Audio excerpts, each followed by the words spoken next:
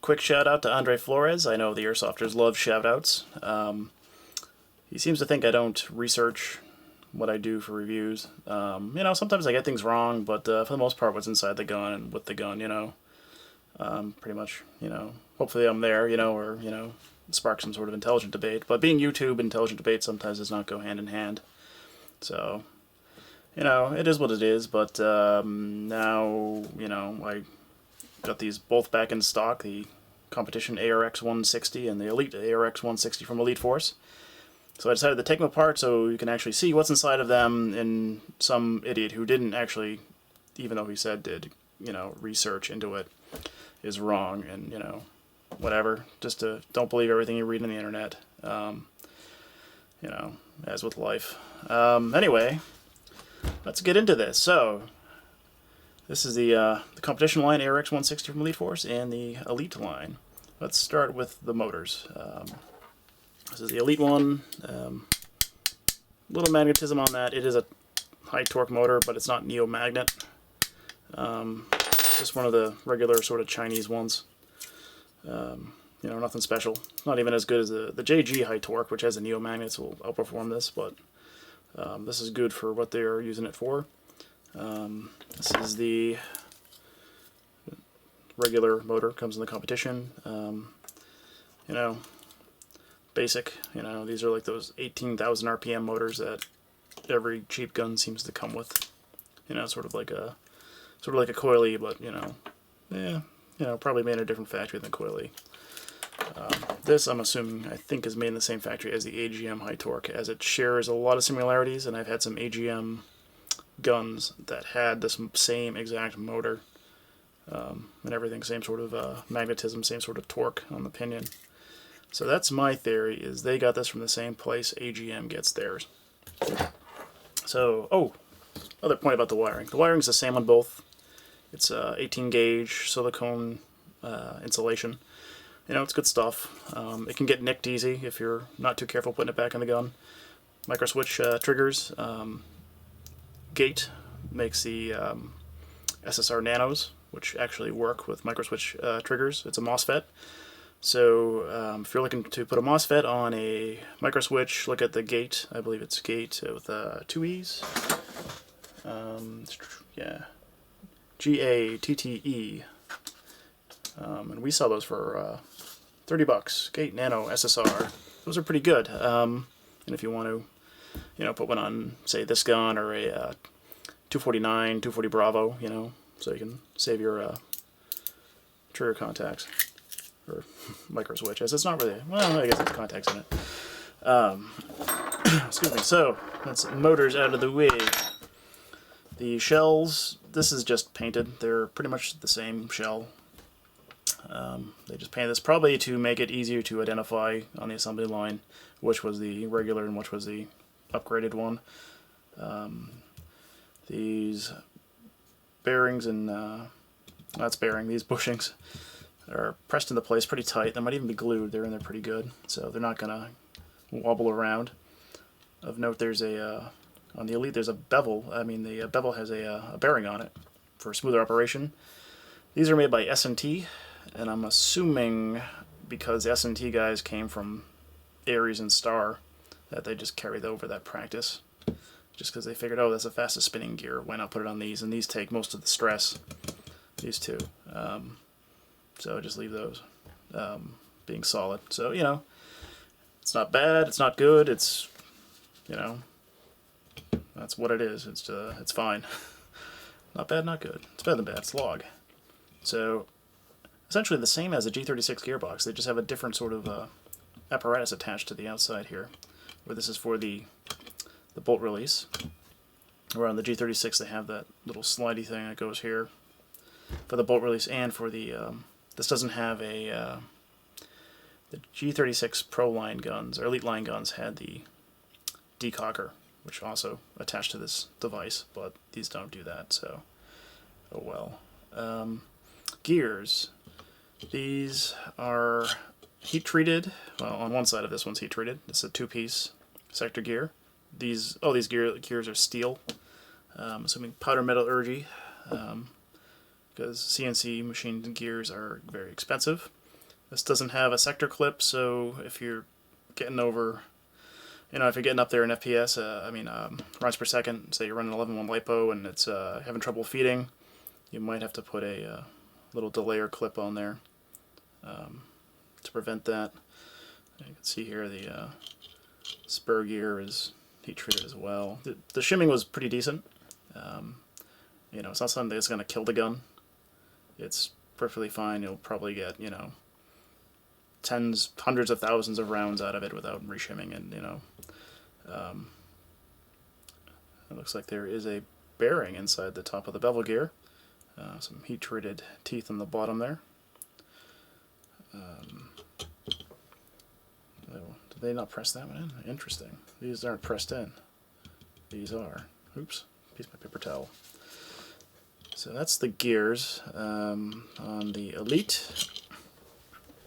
And over here, the grease is actually different. So either they made it at different times or different factories, or who knows. But the grease on this is like a nicer silicone grease, like a clearer silicone grease. This is that sort of that snot that's in D-Boys and JG guns, which is kind of unappetizing there as you heard my stomach gurgle. Or you didn't, so you can ignore that. But yeah, these are one-piece powder metallurgy steel gears. Standard, inexpensive gears. No, that one's not as nice as the other one. But, for what they do, they're perfect. Let's see. So, basic, those are the basic differences. They just sprayed this one, probably, to identify it easier in manufacturing. The shells are identical. Externals, the trigger is identical, as is the little thing that goes behind the trigger on the version 3s. Kind of interesting on the Pro one, on the Elite line, it's got a lock washer. And those are right here. Oh, I can, right there and right there. So, and the other ones didn't have lock washers, these guys, no lock washers.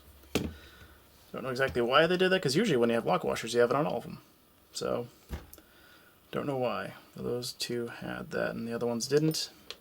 The inner verse latches are the same across both. I guess we'll go more into what's the same on both. The spring guide is the same. Sort of a metal back and a polyacetyl Delrin shaft. This, don't lose it, because I've seen people catch their springs into their, like that. And just bad, and wrecks a lot of havoc in the gun. Oh yeah, this one has the little piston destroyer. You can disable this. If you're going to use, the blowback feature is great if you're going to use like a 7.4 or even up to a 9.6. But if you go higher rounds per second, that's when you run into trouble. But you can take it off pretty easily. You undo the back screw at the back of the gearbox. And you can just slide this guy right at the back into the parts bin and put that screw back in. That's the screw with the bush. This bush actually is, goes in there. So, and then, it'll give you better durability. Which is also probably one of the reasons they use a higher torque motor, because you're pulling more weight on the piston, and you're also got a stronger spring in this one. This is probably an M110 or maybe an M115. Reasonably stiff. And this one is much lighter, which is the reason that, I'd say this is the main reason they had the same rate of fire in the chrono test. They both shot 1,000 rounds per minute on a 9.6 1600 milliamp battery that was fully charged. And if I was to wager, if you put the stiffer spring in the competition line, it would get nowhere. It wouldn't be able to do that. And it might even, I don't know if the motor would definitely be able to pull it, but it would probably strain it, and it's not good. I've seen people put stiffer springs in their competition guns, in their Sportline ones, and it does all sorts of stupid stuff. Like either they got to run like a LiPo, it's like 11.1 LiPo to run, it's like you're throwing tons of money at a gun you shouldn't have done throwing tons of money at. Or they like strip the teeth off their, off their gears. The pistons tend to be okay if it's, you know, the right sort of material, the piston. But oh, let's look at those next. The pistons. So this is the Elite line. So you've got a nice full metal rack in there. This second to last tooth is shaved down for better AOE. Some guns need it, some guns don't. I didn't check the AOE on this when I took it out because, well, I just didn't think of it. Here's the competition one. This is nylon. This is probably polyacetal, and it's not shaved. They both use the same tappet. They both use the same nozzle. The nozzle's pretty long, and I don't know any other gun that shares it yet. Let's take a look at the compression on this. It's pretty good. I mean, it's not awesome, but you know, it's nice. But you know, without the O-ring nozzle, it's not going to be. But yeah, that's perfectly cromulent. And on this, no, do not want. Well, that's a bummer. Well, they might have. Yeah, I don't know if the O-rings are the same size or not, but you can see the compression on the sport line is not as good.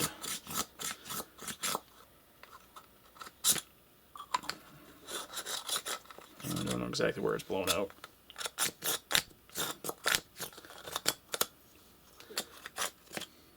It feels kind of notchy. What's in there? Oh, some snotty grease in there.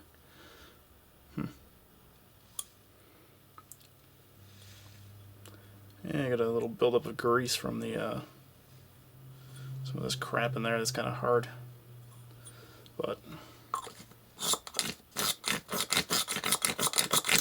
yeah, definitely not as good. But you know, it could be done on purpose to keep velocity down, because they like to do that on the competition and sport lines, where this one's much stiffer. And if you put these on there, it just leaks around the edge of that because it's not O-ring. As I tried it right before I put the video, you know, or started doing this video, you know, just to make sure. Oh yeah, this is it's a nickel plated or chrome plated, probably brass the inside, but that just, you know, it's nice and smooth, you know, and I don't know if by nature it's sort of you know, sort of self-lubricating, but you know, you definitely want a chromed or nice and smooth stainless steel. Those tend to give you the best sort of performance. You know, nice and slick, but still keeps a good good air seal. Where this is aluminum, you know, anodized. There's no no ports on either. So if you were to change the barrel out longer, you'd probably get a little better a little more FPS. Which is probably why this is an M110, but I mean, probably M120. Yeah, maybe. Someone build a spring testing device so I don't have to squeeze springs or stick them in guns that I know what FPSs are. And then, I don't know if I'd buy one because it'd be expensive, but I'll see it on YouTube and copy it. Let's see, what else we got? We have the barrels. This is the Elite. It is brass. Brass is a nice material for barrels. Over time it can get a little tarnished, but you just go to the grocery store, get some stuff called Brasso, and put a little bit on the end of a little bit on a cloth and a little on the end of your cleaning rod, and go down there a few times and makes it nice and shiny. This is a tight bore. I think they said it was a 605. This is aluminum. Aluminum, we don't want to. Oh, it's even loose in there. Aluminum barrels tend to be thinner, the outer diameter as well. Is another thing you'll note. Oh, they're not as wide, not as, you know, thick, so they can run into some issues. Also, these can bend. If this is out of your gun and you accidentally drop it on the floor or hit it against something hard, it's gonna bend, and that's gonna suck. You know, but it's aluminum. I don't like aluminum barrels. I like stainless steel, and I like brass. Some of my best performing guns use brass barrels. Actually, I'll say the exception of that for aluminum barrels. ICS barrels tend to be pretty good, and they're aluminum. And, well, the Mad Bull barrels are aluminum too, but they're Teflon coated, or some sort of PTFE coating in them to make them smoother. But the ICS barrels tend to be pretty good. Like the one in my Garand is really good, and the one actually in my grease gun is pretty good. They're both aluminum. So I guess, material prep goes a long way. But I think that's everything, the whole rundown of the internals. Stock, this one shot around 380, 1,000 rounds per minute, and this one was around 340. Now that I can't remember on my other video. If you watch my other video, you can see exactly how these performed. And you'll get to know the differences. This essentially is 169. This one is 279. So you do get more for the price you're paying. The externals on the Elite are far better than the externals on the Sport line. I wish I would just call them, Sport line and Pro line. It would simplify my life instead of saying competition and whatever, or top tech and combat machine. But hey, it's Airsoft. Stuff sells, cool buzzwords. But, like I said, the Elite is better. It's just, if you can't afford the Elite, this is pretty good too. So that's it for today. Hope you enjoyed. If you like, subscribe, whatever, post to our Facebook. Stop on by, Master Hobbies, 565 Main Street, Cherry Valley, Massachusetts. Open 6 days a week, Monday through Saturday, 11 to 6.